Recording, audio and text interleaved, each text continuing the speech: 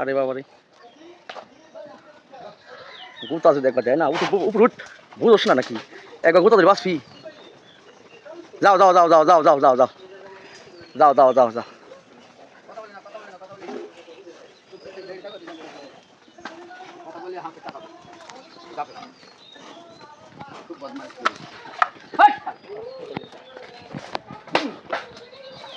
কথা এখানে কতগুলো মহিষ আছে?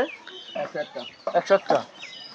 প্রতিদিনই কি এভাবে চোখে খাওয়াইতে নিয়ে যান?